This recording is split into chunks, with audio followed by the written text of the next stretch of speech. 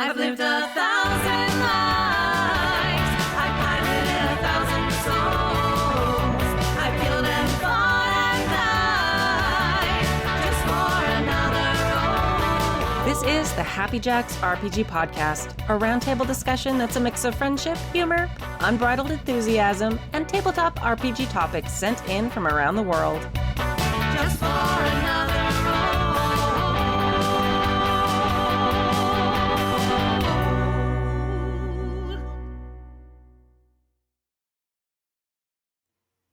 Hello! Hi. Hello. Welcome to Season 32, Episode 18 of the Happy Jacks RPG podcast. My name is Kimmy. Hello, I'm Alex. I'm Pooja. Yes. In today's episode, Verk from DC asks about getting what you need out of an RPG. Anonymous GM is unmasked from a couple episodes ago. They wrote in with a question about their particular playgroup, and haha, now you have to listen to find out who it is. Ken from Canada also sends in a lightning round of questions. If you'd like to contribute a question or story to the show, you can email us at happyjacksrpg@gmail.com. That's happyjacksrpg@gmail.com. Announcements. Game Days is September 23rd, so come sign up to run or play games in our Discord. It's completely free. All types of games are welcome. Safety tools are required for all games. And all you have to do is show up in the Discord, like nothing else. It's free. You don't and even for need fun. pants. You just No. you can just play without pants. Yeah, My favorite way to play. absolutely. The only way to play. Yeah. So come do that. If you go to happyjacks.org/Discord, you can join our Discord. And it's pretty, I have to say, it's a pretty awesome place. I love it. It's very cool.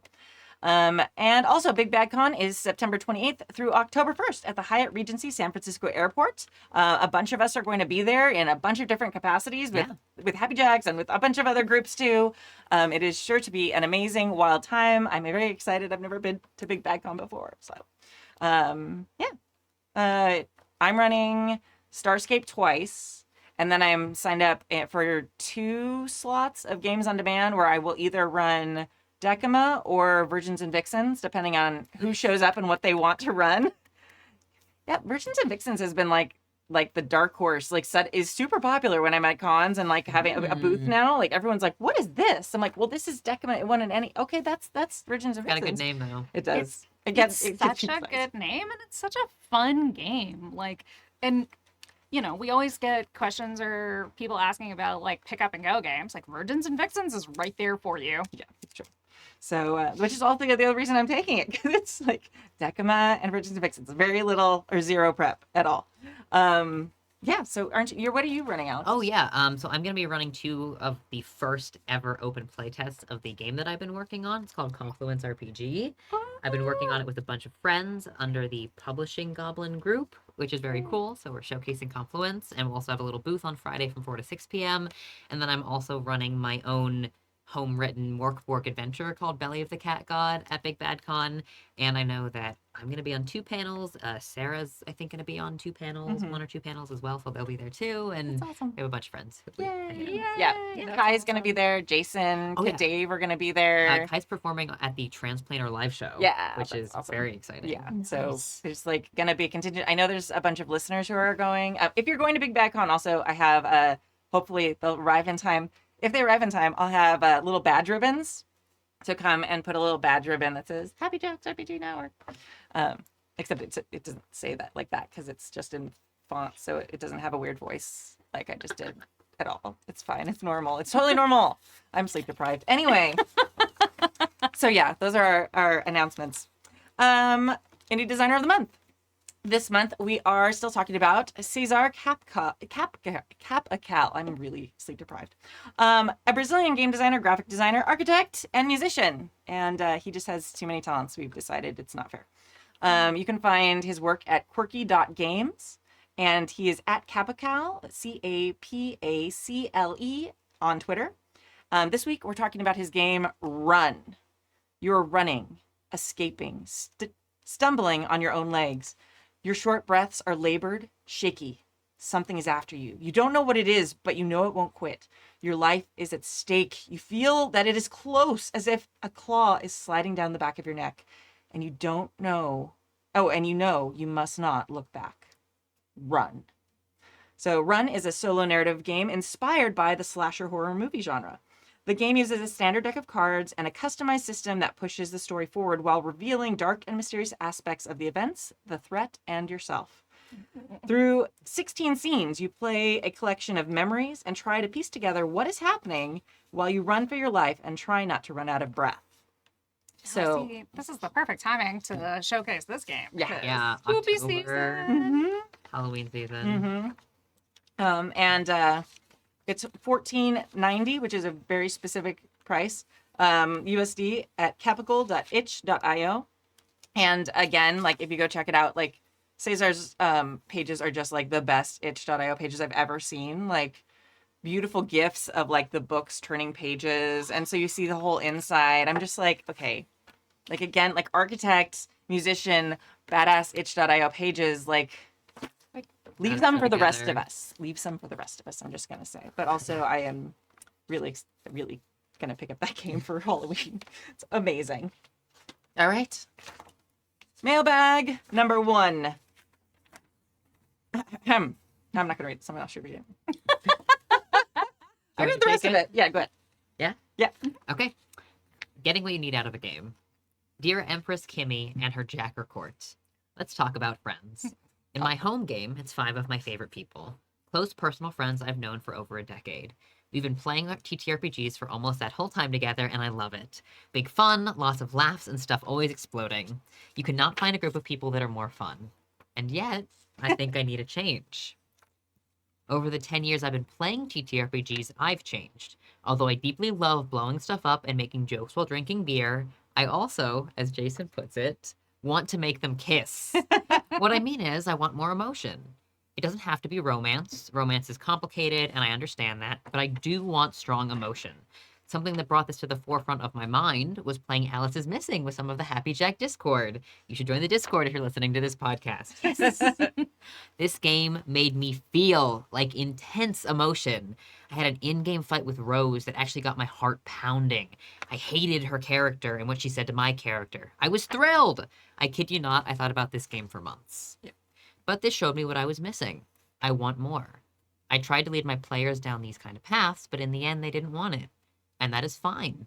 It's not them, it's me. I get that.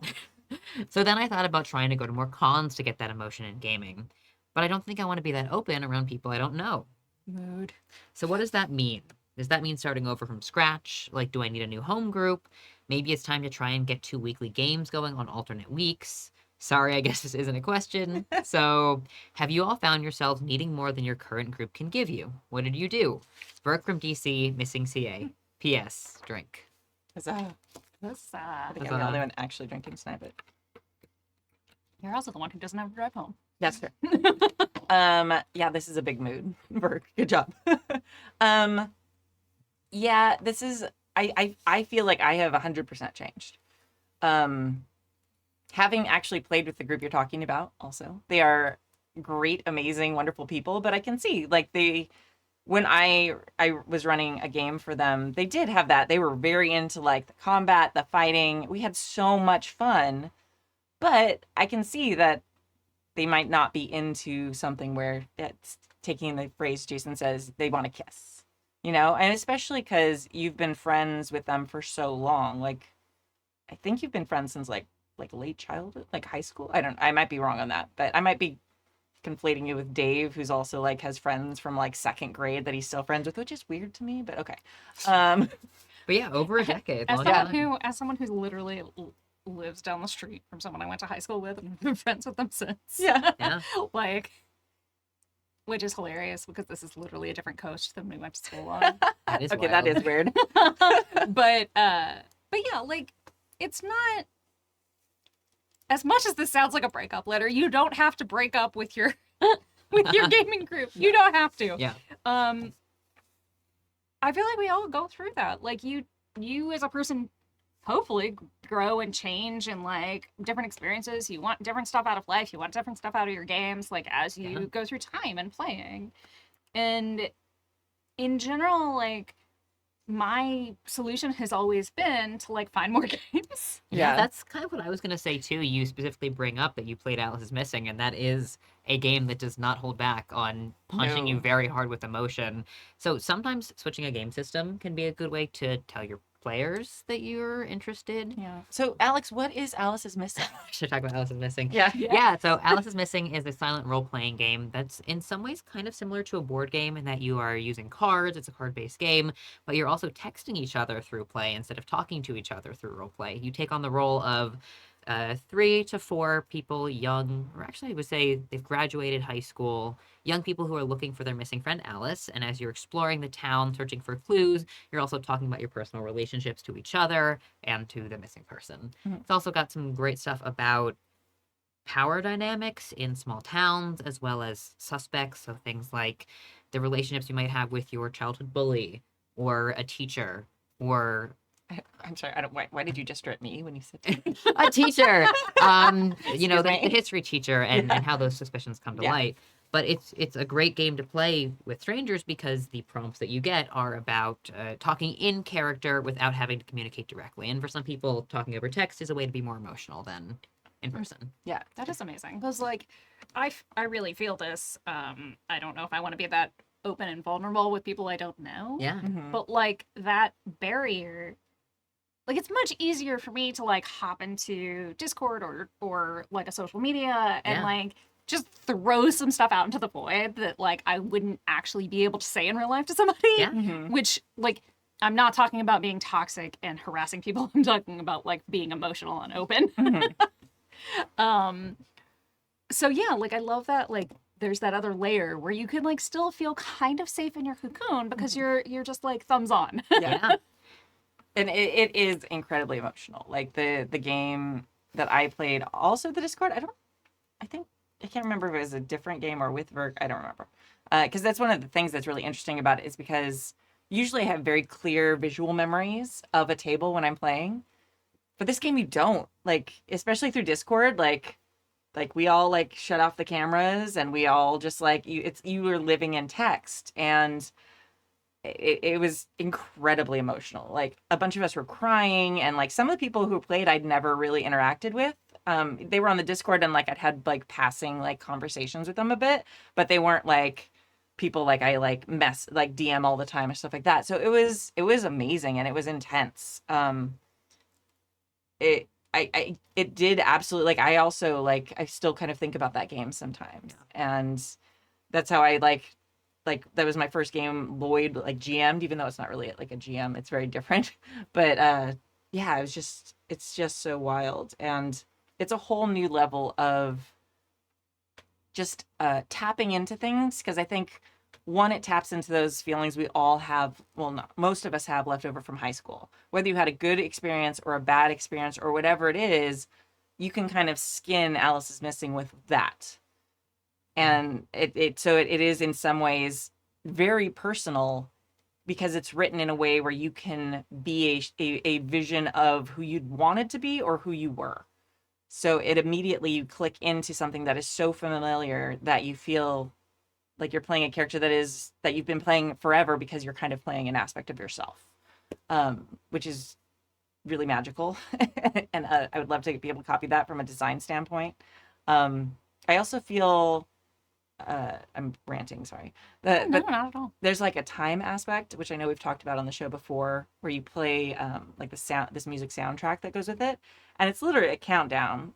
Those of you who are like super old might remember the board game Nightmare from like the 80s or 70s. I don't know. My mom had it, and they played it when I was little, and I wasn't allowed to be up when they played it.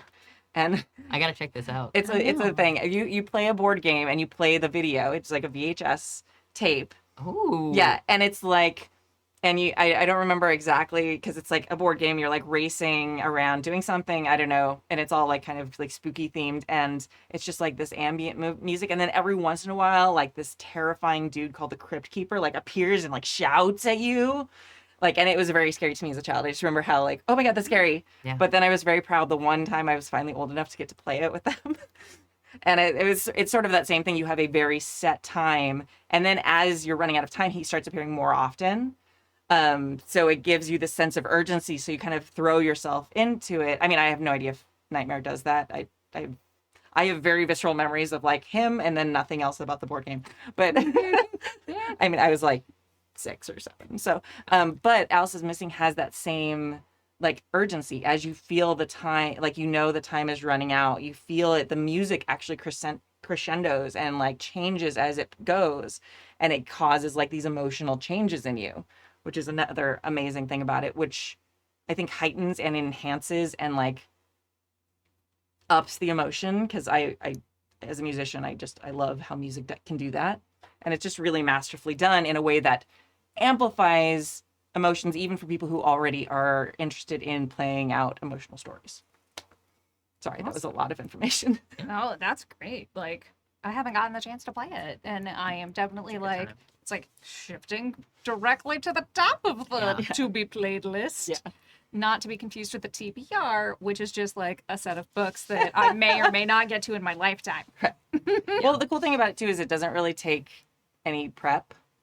I mean, there is some prep. You have to like turn over cards in a certain order, but there's actually a Discord app thing that does Yeah, it there's all a nice. Discord bot that you can Yeah. Nice. get. So just Bot, like I'm sorry, let the them know that you bought the game, and they'll get you set up with the Discord bot. Yeah. in Hunter's Discord. Yeah, it's very cool. Yeah, but I do think it's interesting that Alice is Missing is brought up as a good example, because I've also had the experience of playing Alice is Missing with strangers and then having it be very emotional, people I'd never played an RPG with before. But if you're trying to add more like angst and emotion to a home game, I can understand how maybe you could do Alice and you would still have an emotional experience, but you wouldn't get that like ongoing weekly satisfying, I just want my characters to be so emotional, I want to cry about them all the time. So Yeah. Like, I mean, having heightened emotions and like, yes, angst, but like it also, I feel like people have this idea that like when you are running, like when you run a game that has heightened emotions in it, that it is like 10 out of 10 angst all the time. Yeah. And they're really not like that. No. You don't actually want to be in a game that's No. 10 out of 10 angst for it's like exhausting. Yeah. like weeks and months on Yeah, end. not good. But it does sound like you have tried to like broach that with your players that Yeah. you currently have in your home game. Yeah. And if they're not open to it, they're not open to it. But like it's worth reaching out and seeing if like maybe if you put other groups together, or like this is where I think like it sounds like you GM this game, and this is where like rather than putting together a new group and you running a game for them, you find a group to play with, because your investment, your time and emotional investment in that is like much less than when you have to create a game, which I'm sure we all know. But like I think sometimes we forget with Forever GMs that even though you're putting more into it emotionally, like you can end up feeling like you have more energy at the end of it versus less. But when you're GMing all the time, it can kind of feel like a drain. Yeah. It gets hard. And I sometimes find as a GM that although I get very emotional about certain NPCs or characters or plot lines that I'm working on, I don't always have the intense like one-to-one face-to-face of a character who's going through a romantic arc or is put in danger, because I'm trying to introduce the danger or think about the Yeah. narrative flow. So I don't always get that same like my character almost died in this episode and my heart is literally pounding and I'm gonna go home and lie in bed and listen to songs and like cry thinking about if they had died and how they're married, like their spouse that they left behind is going to miss them. Like I love that stuff, but I don't always do it as much as a GM as I do as a player. Yeah. I think also Alice is Missing is perfection, but it's a one shot. It is designed to be that. Having a campaign that has sustained emotion, and that's not a knock. Like I'm not saying it's bad, but it's a hard thing to capture that, and that's sort of the cool thing about. And I think one of the reasons why Alice is Missing has just blown up the way it has is because it's like the amuse bouche of like emotional like gaming. Like you're gonna have this one perfect bite that the chef just prepared perfectly, and you couldn't eat a whole meal of that. It would lose how special it was, because it's so much of it is about like building up to this like ending. Having a sustained campaign, you've got to have different techniques. You've got to have, like you were just saying, ups and downs. Like oh my god, it's a nightmare for just tons of emotion all the time. You have to have laughing moments, even in horror games or whatever. Call of Cthulhu, you need to have those moments where you're all safe for a few minutes. Like, we did a zombie game years ago now. And it was just one of those games where, like, sometimes the pacing got off and you were just exhausted. Like, by the end of a game, like, we had been running from zombies the whole time. And it was just, sometimes it was just die rolls that, like, okay, we found shelter, it's fine. And then just something would go a little wrong and they got up to us again. And it was just like, by the end of it, you were just so tired. Like, I felt like I'd been running the whole time. I mean, I was younger, so I probably would have done better at the running than I would now. But the other thing I also want to point out, Verk, sometimes it's hardest to be emotionally vulnerable with people you know really well. Oh yeah, that's true. Like there are, like, Happy Jacks is mostly like my friends and the people I hang out with the most. But, like, there are people who I'm very close with that if they sat down at a gaming table with me, I would be very self-conscious.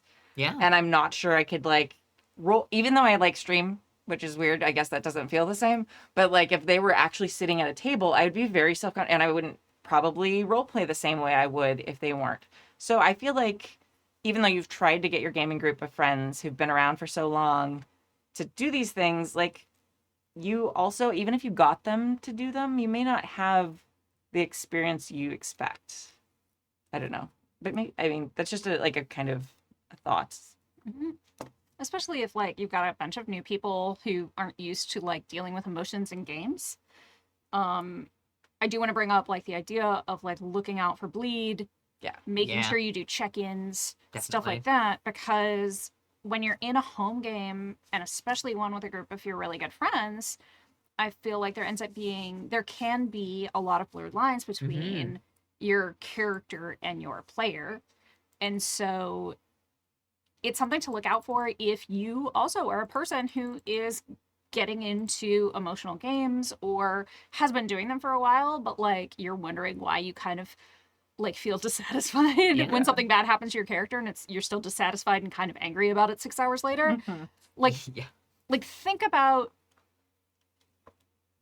putting in place some systems to, like, decompress and not disassociate, because that feels like a extreme case. Yeah.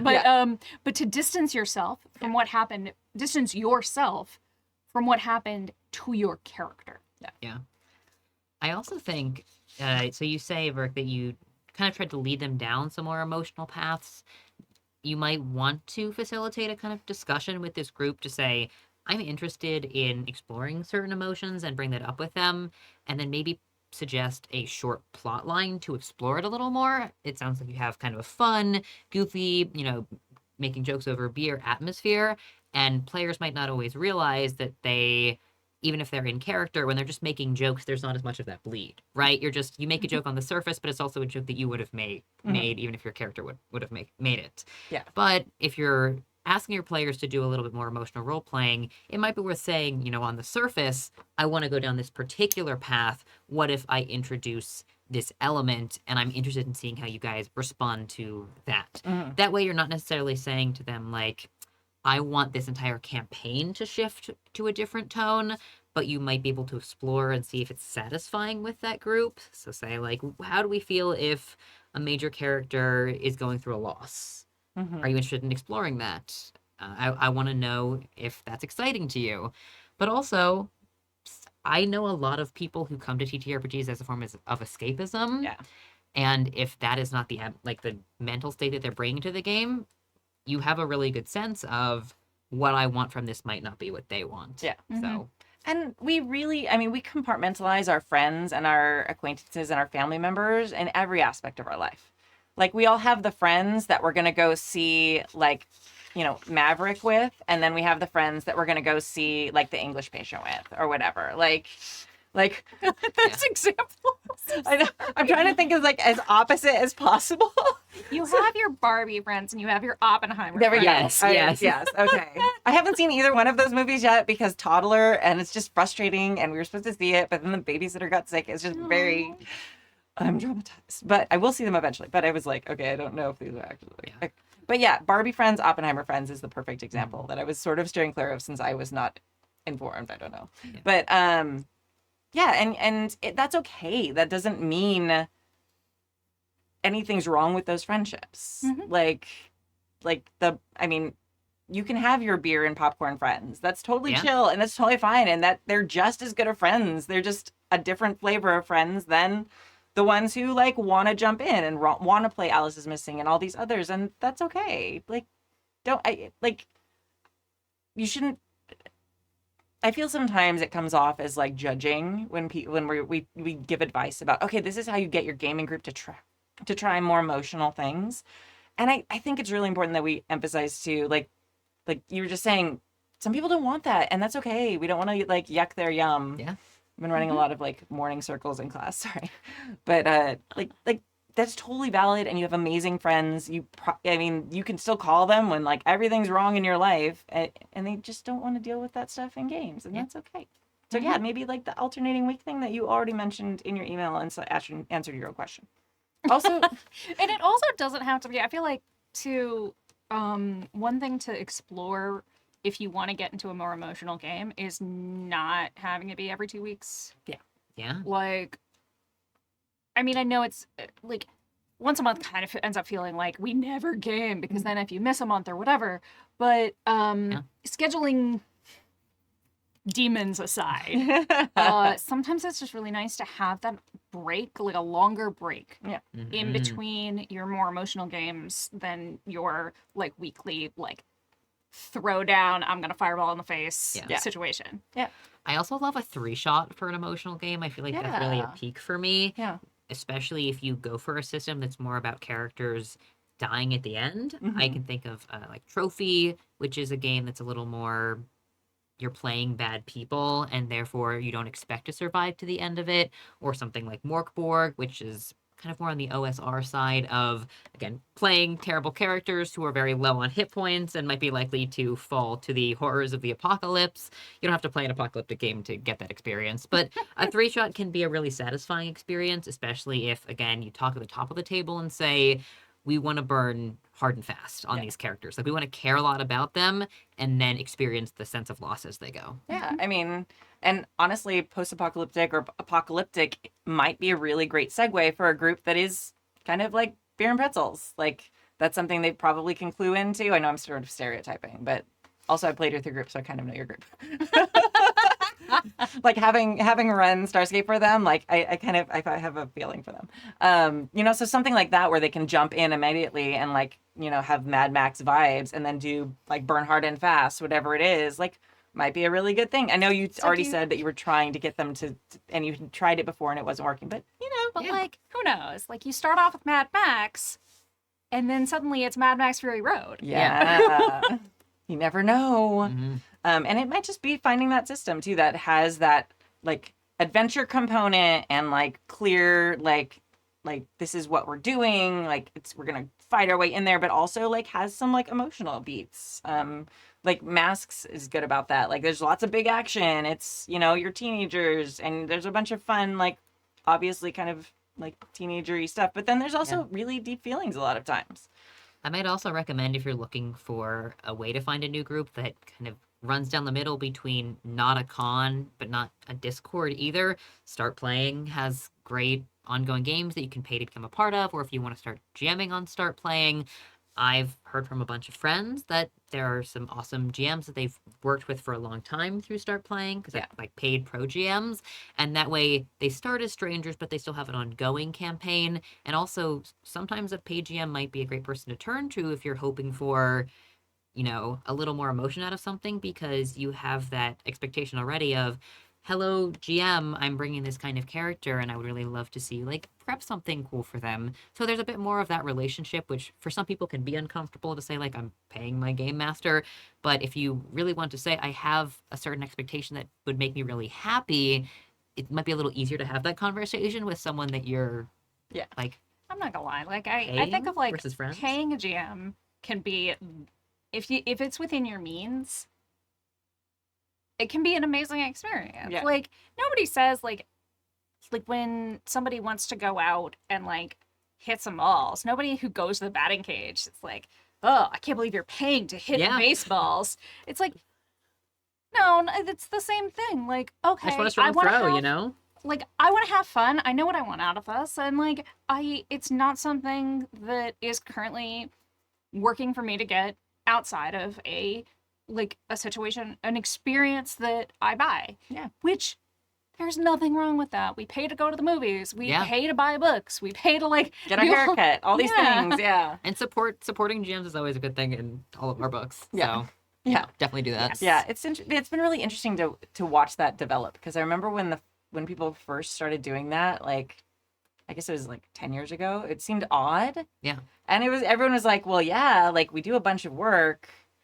And then it sort of started with, I think, like GMs on streams and stuff. Like, I'm sure it had always like, been something that happened at local, like friendly local gaming stores, but Yeah. it wasn't something that was like well known.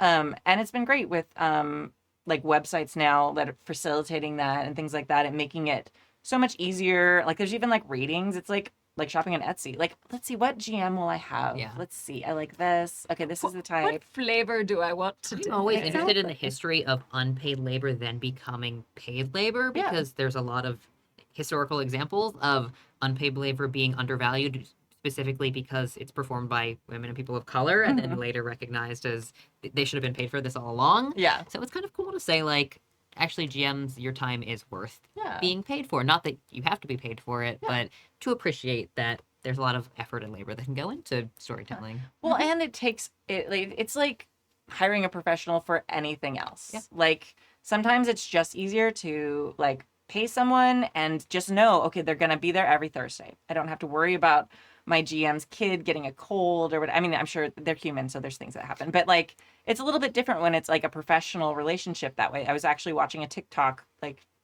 half an hour ago, that was like people talking about pro GMing and how they actually game like so much more because it's a pro GM who handles all the scheduling. So they don't have even like a set day, but like the GM, because they're getting paid, handles the scheduling for everybody and makes sure, okay, we do twice a month. What days are we going to do this month? And it's just part of the service. And that's like amazing. Like, That's it- worth it right there. Like, Right. Yeah. 100% earned the fee just to deal with the scheduling aspect. right. So yeah, I mean, if people can put themselves out there and people are willing to pay for it, I think it's fantastic. And I think that might be, I mean, who doesn't want to be able to go like to the store and pick out the exact thing that they want? Like it's like, I don't know. When you go to Chipotle and I would like some of this. I'm gonna sprinkle some on of this, none of eggs, that. and then give me a dead spouse, Yeah. and a cute character to flirt with. Yeah, exactly. like it's like a little bit of like an emotional affair. Yeah. Yeah. Cool. Just for Give me a little spice it up apocalypse. today. So yeah, that might be a good suggestion. That's if a great you're suggestion. trying to find a new group, but you're anxious about, a con game too. It's a very brief experience Mhm. for high emotion. Yeah. Mhm. And yeah, I mean, Burke, you're the forever GM too. So like, if you go to your friendly local gaming store, it's gonna be you probably. Like, the chances of you finding the perfect group, like with the little, like the days of the little pull the phone number off the board are gone. And if you happen to meet friends, it probably would fall to you to run the game, which is again not what you're looking for. So I feel like checking out paid, or there are also like, they're not like dating apps, but they're like finding game like websites too. Like, maybe that That sounds Yeah. like a dating app. I mean, it is, but it's not for dating. If there was an app that I got an ad for recently about like finding your game. yeah. So literally. But also, I'm sometimes wary to point people towards Reddit, but the looking for game group on Reddit is actually a pretty good place to find people. So Yeah. it's just r/LFG, I Mhm. think. Yeah. I mean, I'm nervous about that too, but like, Burke, you are very internet savvy. Yeah. So I trust giving that advice to you. Anything like that can be kind of hit or miss. Yeah. Yeah. Yeah, for sure. And it's like it's worth, if you're entering a new internet space to try to find people to game with, it's worth lurking. Like, I feel Yeah. like people don't understand the value of lurking anymore. Like, just sit back, observe what's going on, Vibe check. and like vibe check it, and then if it's great, you can jump in, and then if it's terrible, you homer into the bushes, and no one ever knows. Actually, I will ask because I'm not sure Yeah. about your backgrounds, but did either of you do any like RP forum roleplay Oh my stuff? god. Oh my I'm gonna god. just show my age right now, but way back in the day, Yeah. when I was still on like a dial-up modem that you had to like sign into a service to use, Uh-huh.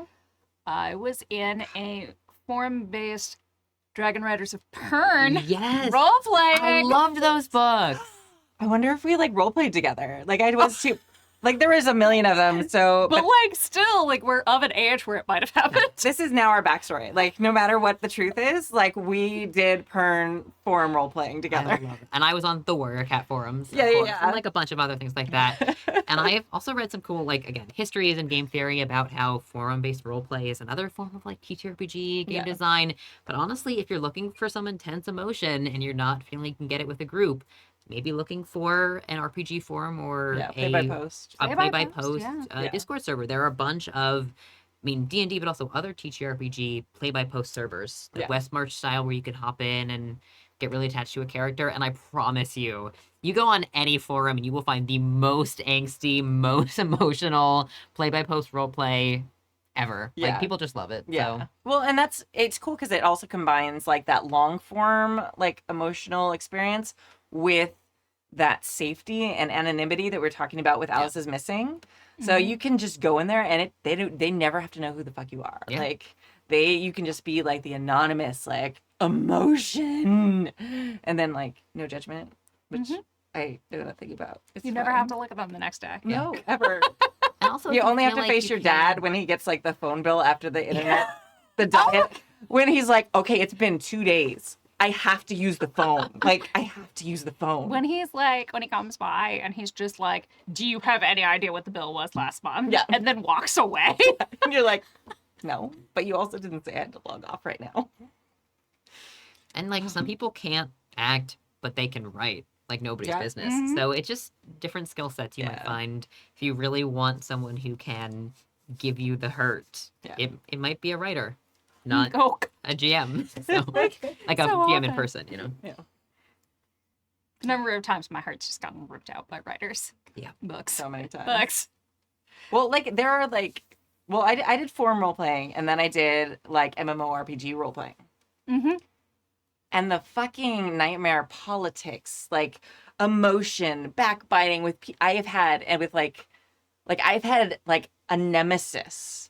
Like, someone I could, I spent an inordinate amount of my life like planning the downfall of this person, and I have no idea who they are in real life. Like zero. But like I ran the Elven Library and she ran the Elven Temple, and it was just no. I was gonna be on the High Council before she was.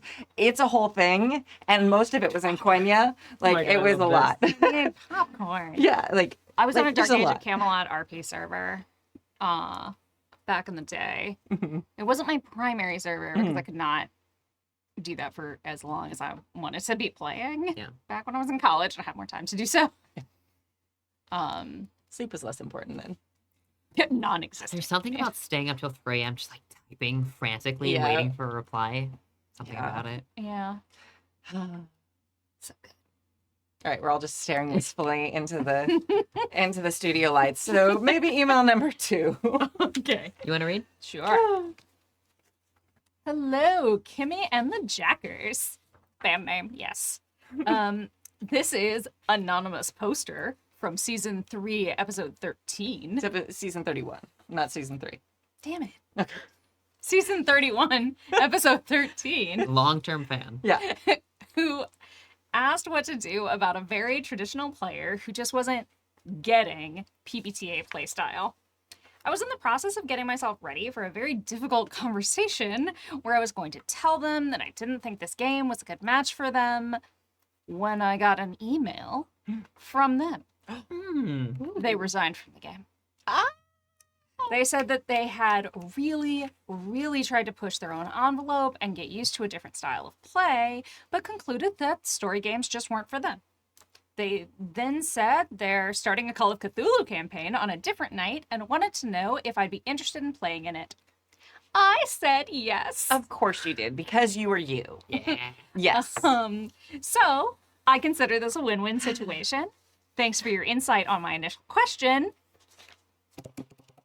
Who's it? Mike Fernando. Fernando, denizen of Ithaca, New York. Yes, Mike. I'm sorry, Mike. I got the Mike part, and then I put the paper down and was like, wait, no, there's more. For dramatic effect, she like dropped the paper and like put her hands on the desk and was like, very well done.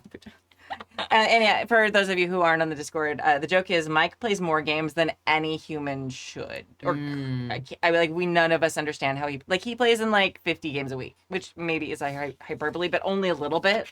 I know people like that. Yeah, he's like literally in like a game every day at least. You're just like, what? That's a lot. It's a lot. Retirement goals, like I don't know. Seriously. Yeah. I remember, I'm pretty sure that your original Yeah. I think question we- was like one of the episodes I was on. So I'm really, really glad to hear that it turned out like this. It really is. You got a win-win. Mhm. Yeah. And you didn't even have to have the adult I conversation. know. Maybe, I mean, now the reason Mike wrote in as anonymous is because they weren't sure if the player like listened to the show. So maybe they did and they were like, oh, that's me. Yeah. Like, it's possible. Like, maybe that's a whole new like sex segment of the show we're gonna have to like add is like breaking up with your players for you. Like, you write an email and then you just maybe have this magical ability, like all the problem players in a bunch of groups think it's about them, so they leave their groups. Tell you what, we can add it as a Patreon tier. There you Yeah. go. I love the idea of Happy Jack's RPG being like the Am I the Asshole Reddit forum, but you just have GMs coming in being like, I need to talk to my player, but I can't say it to their face, and the player's like, wait, no, I'm the asshole. It's me. Oh my god, that's a brilliant idea. That needs to be a thing. Like, we have to change it slightly, like, am I the gaming asshole or something? Yeah. But that, oh my god, that would be so good. Dear Happy Jacks, am I the problem? Am Yeah. I the problem? Yeah.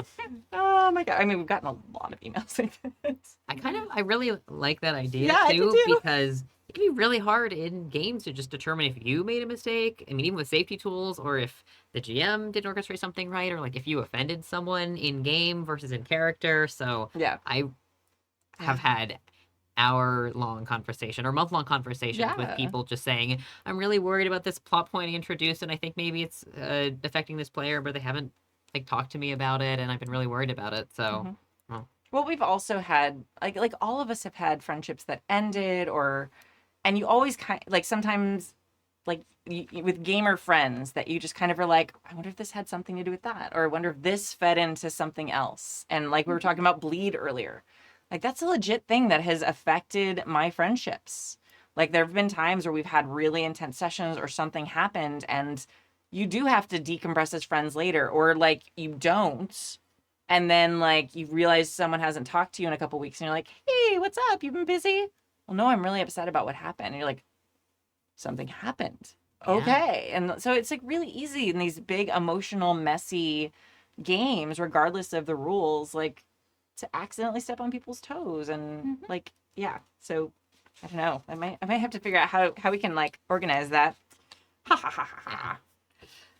Oh, yes, I love this. I also just love the, conversation about concluding story games don't work for you, talking about how different systems just don't work for everyone. I feel like that's been kind of a theme of this episode. Yes. So very glad that resolved. There are certain game systems that I am just not interested in ever, and would find difficult to do it, in a campaign. So Yeah. knowing that about yourself can be difficult to figure out, but very helpful. Yeah. No. But you're obviously not the asshole if they invited you into their other game. Yeah.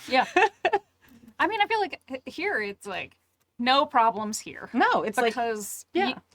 this player was trying. They put in a good faith effort, realized it wasn't for them, pivoted. Yeah. And then obviously your relationship is good, or you wouldn't have gotten invited to the other game. yeah. So it really is like I want to wave these two situations in front of people and be like, see, it can work out great. Yeah. It's definitely a success story. through no actions of your own, but it's still wonderful and I worth feel like celebrating. this player too has done our advice work for us, Yeah. because what they did is they thought about their role in the game.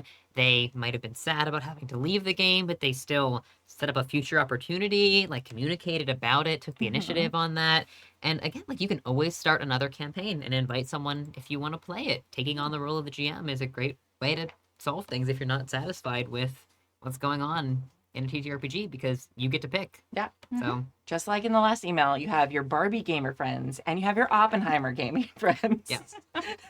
I feel like I want to make that like meme now. Like, what movie are like trope are you with like gaming? Like, okay, are you? Yeah, okay. I don't know. I'm not gonna actually do that because I don't have time in my life. But No. if someone wants to go run with that. I feel it's like Wander Home and GURPS. Yeah. I feel like those are such extreme examples. Yeah. Although Wonder Just Home, have like a whole like yeah. face about it. Like, ugh. GURPS has such a bad reputation, but it is like it's not as bad as it really like. Like there's a lot of small like we were talking about this yesterday, like when you came over, and like we were like, there's a lot of math, but it's like small, easy math. Like, But that's I actually mentioned this yesterday as Yeah. well. But like that I'm actually as a person better with like smaller chunks of bigger math Yeah. than I am with like 20 tiny maths. yeah, there's a much higher chance of like making mistakes than when you have lots of tiny maths. But yeah, I don't know. I think I also was just super spoiled when I played GURPS with just incredible GMs who made it like so easy and invisible. Yeah, Like any system can be super amazing if you have an incredible GM who's just like, roll. so true. This is what happens, and you like don't even have to like address the math. It's like they just like make all that invisible because they do it all. You're like, okay, this is amazing. All right, mailbag number 3. Hey y'all, in case you're stressed for emails, we are. Please send emails. Here's a quick set of lightning round questions that might stimulate some conversation. Enjoy. 1. Would you rather GM or play? Really quick. Good job, Play. Jim. Alex. I don't know. Okay. It depends on the system. I don't think I will ever want to play the One Ring. I think I will always want to jam that game, like forever, because it is just like in my heart permanently forever. And I stole a bunch of it to put in Starscape because I love it so much. Other systems, I'm like, fuck no, I don't want to jam that game. Hell no. I am always the Like I always want to be the GM. Oh, It's really? just my favorite thing in the world to do. That's That is awesome. Yeah. I find that like I'm still in the hump of anxiety about it. Yeah. So like maybe I'll feel differently and come to me again in 5 years and we'll see if I'm a different person and want different things from my gaming. It really, my transition from player to GM, I had so much love for the game, and then becoming a GM, I think I hit a button in my head where I'm like, every time I GM, I generate serotonin. Yeah. And I've played in games that don't always generate serotonin, so I'd rather keep pushing that button because I Makes know sense. it'll work, even though I also love being a player. Yeah. Mm-hmm. All right. 2. Is there a game that you always wanted to play or run but never did? Why are you drawn to it, and what's stopping you from playing? Alex, you go first on this. I really want to play in a RPG game. I've gotten to story tell a RPG game, and we didn't get to finish it all the way through, and it was really fun. And I do think that's one I would really enjoy because the games that I really want to play but haven't gotten to tend to be the more like really niche story ones where Yeah. you're going through a kind of very specific experience. So it might be not like like a Pathfinder or a One Ring where you can kind of tell any story, but like we are going to tell this really cool like story of a comic or story of a descent into madness or something like that. And therefore I want to have like that play experience. So for RPG, I really want to play as a dictator in a RPG game, which is the you can use your voice to manipulate people, and I just want to have a game where I actually feel safe doing that. Where like I've got all the safety tools, I've got the GM I would trust, I've got the players I would trust to actually be able to negotiate very carefully a game where I'm exploring what it means to have the power to have people do what you say. Yeah. Nice. Aegon. Love that game system. I've had it for like 3 years, I think now, like just sitting in the folder, waiting. I keep forgetting how prolific John Harper is. He's just Yeah. everywhere. Just Everywhere. write so much. Crazy. But for those of you who haven't heard of it, it is like a Odyssey style RPG where you play the crew of a ship coming back from a war, and you are trying to get home, and you hit up all these different islands with different scenarios, and like there's you know, the interference of the gods and monsters and mythic, and it just, I want to play. Wild thing about Aegon, it's actually one of the games that got me into TTRPGs because the first ever like getting closer to TTRPG experience I took my first year seminar in college was with a game designer professor, and it was called Classical History and RPGs, and so we studied like the Odyssey and then played Aegon. Amazing. It was really So fun. cool. That's amazing. Let's see. For me, I think Bluebeard's Bride. I want to play that so bad, and it's one of those things where like I just keep missing it. Like different people run it, and I just like, oh, I'm busy at that point. Also, like I have a kid, it makes it harder to schedule things. I just really, really, really want to play that game, and it's so beautiful, and I know so much about it, and I know people who worked on it, and I'm just like, it's like I just like. It's like ship I keep passing in the night and going, there's a ship I want to play on. And it's like, yeah. So someday it will happen. And it's so good. It's so good. Every time I've run it has been transformative. Yeah. Yeah. I know. It's just like so. And so now you have to. Yeah, I would love to I run would it for love. you. Oh my god. I would so like. I will my God. come here and Okay. on Bluebeard's We'll Bride. do like a one shot next month with it. Yeah, That'd be well, amazing. we were planning that anyway. Yeah, Yeah, I've run Bluebeard's Bride on a virtual tabletop platform, which was really interesting because we kind of designed the rooms together using the assets, which was really fun. And then I played an amazing game with another friend whose name is also Pooja for a charity stream. You played with the other Pooja? Yes, which was awesome. And we were raising money for abortion rights. Yeah. I was like fund abortion rights in Texas, which was again a very emotional experience because it's about Huge a thing. lot of feminine experiences. So. Yeah, absolutely. Yeah, I would just adore playing that. I even like my husband is like looking for his next. He makes like fan films and stuff in his spare time with his movie company. So he was like, "Well, do you think I could do like an RPG of a movie?" I'm like, "Okay, there's this game called Bluebeard's Bride," and it would be an amazing, and it would kind of be like sort of like a bottle episode because like you could do like one house and like decorate. Like I was pitching him, he's like, "Well, when did you play this?" I've never played it, but here's the book and look how pretty it is. He's like, "Okay." I remember watching an AP of it and just being like, Yeah. I have to have. Mhm. And then, yeah, it was a transformative is a really good way to put it. Yeah. I love Magpie as a company. I feel like they sometimes over design some of their games where there's like too many like what we call hats. Too many hats on the system where there's just like, okay, this is a cool mechanic and this is a cool mechanic and this is a cool mechanic, but together it just gets a little crunchy, a little bit like inelegant, and I just feel Bluebeard's Bride is one of those games that is just like So the what you're- perfect balance. What you're saying is sometimes there are too many raccoons in the trench coat. Yeah, exactly. Exactly. Sometimes you get Bluebeard's Bride and it's just like beautiful in perfection. And sometimes you get the updated version of Urban Shadows. And you're just like, okay, there's a lot of stuff. There's a lot of things there that some of which I might ignore. But I would also say something about Bluebeard's Bride in relation to our first email. It's one of those systems that's just designed to give you a very specific and emotional experience. Mhm. And so you get that, like, by choosing to even play the game, you're already leaning into the themes. You're already leaning into being in a particular mindset for the experience. So when you go into it, it's that perfect bite, Yeah. right? You just know what you're going to get out of it, and you set yourself up to think about something really intense. Mhm. And then if you actually, like, have that intense experience, you learn something from it. So Yeah. so cool. I'm already hyped. I'm already hyped about it. Oh my gosh. Even if I like it doesn't have to be next month, but I want this to happen I mean, so but next badly. month is October, so yes. Yeah. So good. Oh, that'd be so Bluebeard's Ride Halloween is like Oh my peak, god. Yeah, peak. And we could put together an amazing table. For I that. bet we could. So Another really interesting thing about Bluebeard's Bride is that normally one of my safety lines is I tend to be uncomfortable with discussions of miscarriage and like intense pregnancy and abortion, especially in games. But I've never had that line in Bluebeard's Bride, Mhm. if only because it is a game that is about discussing how certain kinds of experiences for people who might be femme or not femme, but just like experiences that are more often aligned with, femme identity are traumatic. It's about talking Yeah. about that and role playing through that. And so with that lens and framework, you actually get to explore like this isn't something that's casual. Yeah. It's Yeah, we can talk about emotional experiences and also like the amount of trust that it takes to be at a Bluebeard's Bride table.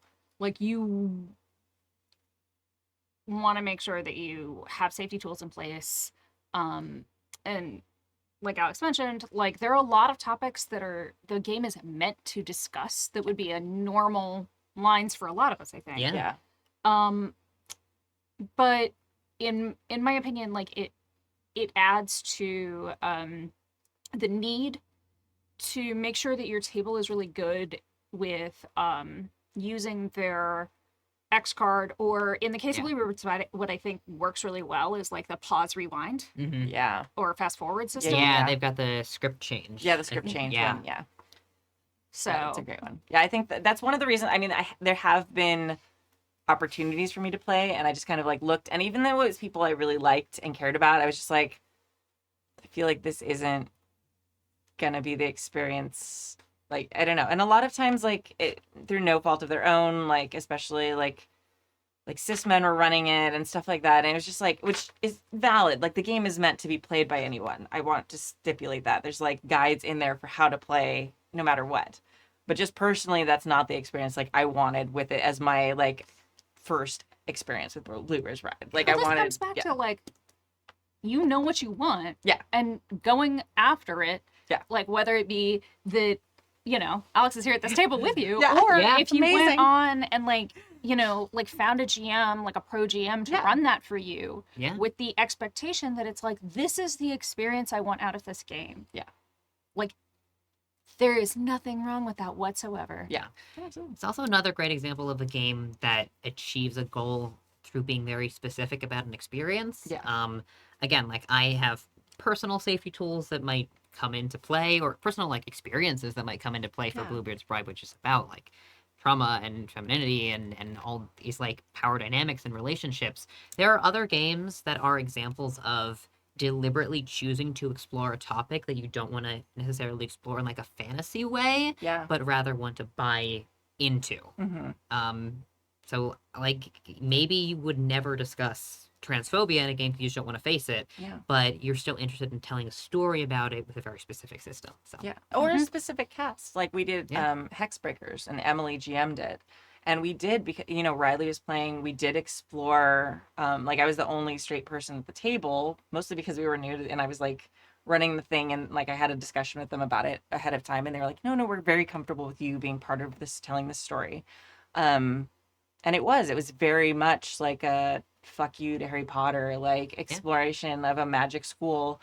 And Emily told this amazing story that was so personal because of like that trust at the table, and because we all sat down to explore that specific topic, even though it's something that I think everyone at the table most of the time has on our lines and veils. Yeah. Like, it's not a thing we just want to like willy-nilly explore, but like in this experience we want to tell a story about this thing and about facing transphobia. And it was beautiful. It was an amazing story because of that buy-in, despite it usually being a line or veil. Sorry, I was just agreeing in like anecdotal form. yeah. That's awesome. And also bragging on Emily because she's amazing and I love her so much. She is. And she has the cutest baby ever. Not ever, because my baby was cuter. But I have to say that, and I do. But she has the cutest current baby. Yes, because my baby's not a baby anymore. Anyway, we should probably end the podcast. We have 3 more questions. Oh, Two I'm more sorry. questions. We devolved into me talking about babies. I've had like 3 hours sleep in the last 24 hours. So, number 3. What movie, book, / show do you wish you could participate in an RPG that doesn't currently exist? That's a big question. Okay, I've said I think I haven't talked about it here, but it is something I've talked about before, that I love me some urban fantasy books. And there are 2 different series that I would love to play in an RPG world for. Yeah. The first of which is the Alona Andrews Kate Daniels series, which I was like, so much bonkers stuff goes on, and it's just really like a fun set of books, and they're constantly expanding that world. They're still releasing books. Like, there's the main 10 books, and that tells a complete story, but they have a couple of spin-off series going out from that. So the world is large enough to tell a bunch of RPG stories that don't have to do with like Atlanta or Kate. Then Shannon McGuire has a series called Wayward Children. And it is about It is a portal fantasy series Mm. about children who find portals. Mm-hmm. And what happens to it's both about what happens to them on the other side and what happens to them when they get home. Mm. And I like it. Like if I was a game design kind of person, that is the system that I would make. Wow. Yeah. I'd have to look at that.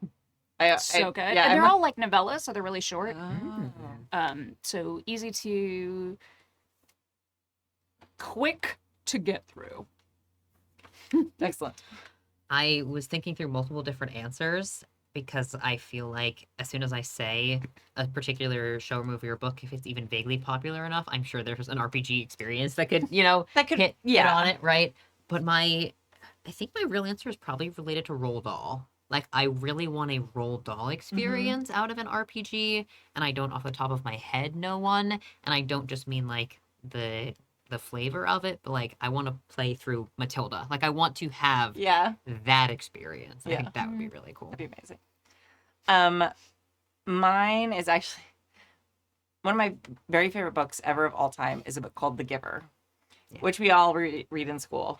And now we read it in school, but like, because all of us who like read it on our own grew up and became teachers and started making everyone else read it as part of the curriculum. I think that's what happened.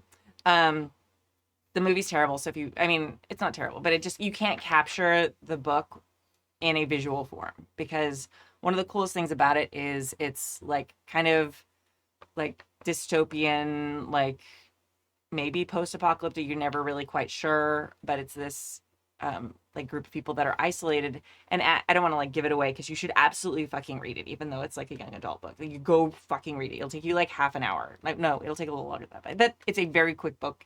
If I can get fourth graders and to read it, like, you can read it.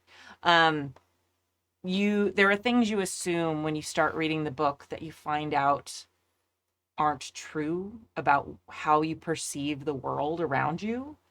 And it's just like, it was one of those pivotal moments where I just fell so much, like, I was a reader anyway, but I read that book and there's a moment where like a sense that you suddenly realize they weren't doing it the same way you do. I don't want to give like spoilers because you really should read this book.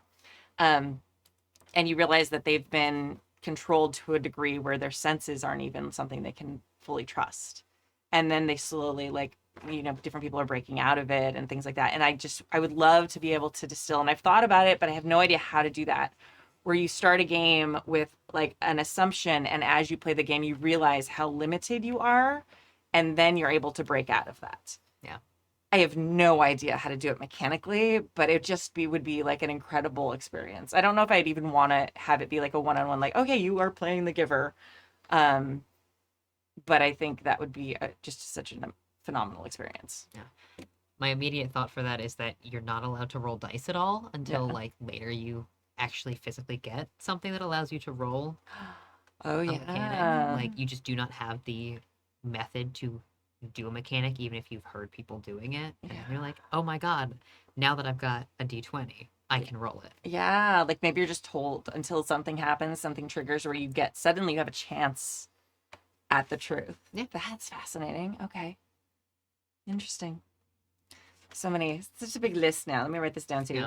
Yeah. Same thing with like a card game. Like, you have to spend a card to do a mechanic, but there's never cards on the table until Yeah. you like open a door and suddenly the GM hands you a card. A card. Yeah. Oh, Mhm. yeah. That'd be super cool. But anyway, yeah, I love that book. And they tried really hard with the movie, and there's just no way to do it. You can't do it. It's not like because you don't get that the same kind of revelations Yeah. you do in that format. Yeah, exactly. Oh god, we still have one more. Okay, 4. When you sit down with a new GM, what's the top 1, 2, 3, your choice, things you look for that you know will make this a great game? What about the worst thing that will make you go to the washroom and never come back at a con game? That's been our suggestion quite a few times.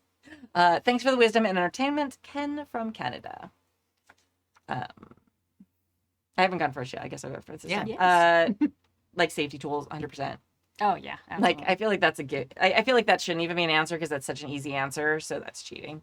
I think the other thing is asking for input, because I'm just going to like safety tools 100% should just be the number one thing and should happen all the time. But if you sit down and they're just sitting and shuffling papers and not paying attention to you, you know, you make your character specifically at a con game or whatever, and they're just like focused on their story and they don't ever ask about what's on your character sheet, then it's like it's a little bit of a red flag for me. Like I've played those con games before, but it's also like, so who I made, not like what they can do, but who I made doesn't matter to the story. Mhm.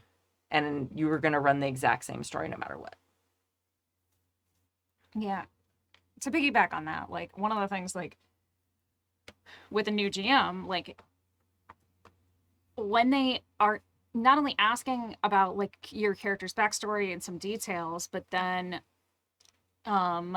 like maybe making a couple of suggestions to like even push you further, Mm. then you know it's gonna be, it's like I'm rubbing my hands together, it's gonna be good. Yeah. Yeah. And then the other things that like I really, really love to see is just when you're there and the GM like starts the session and you're in that first session, and they can often feel like first sessions are first sessions. They're gonna feel like it is a lot of stage setting. There's a lot of like, you know, building the scenery going on. But when the GM makes sure to give you a couple of opportunities to have your players have really like meaty scenes, especially with each other. Yeah. I love that. I just, it makes me like, it warms my heart, and also I feel like it's a mark of a really skilled GM. Like I know that that's not necessarily a skill I particularly have yet, but it is one that I aspire to. Mm-hmm. And then my washroom things, outside of obviously like disrespecting boundaries and safety tools, is like, you know, sometimes something really bad happens to a character because of a poor roll. And like there is the repercussions where it's going to be good and you're like, oh, this is going to make the story go forward. And then you have repercussions where you feel like the GM has taken great pride in beating you down. Yeah. That's a washroom situation for me. Mm-hmm. 100%. Feel that. I definitely agree with asking questions. If a GM says like, who is in this bar, or what does this place look like, or even what is your character wearing, just things like that. Yeah. It's a super green flag for me. It makes me really excited to engage. So I love being asked questions.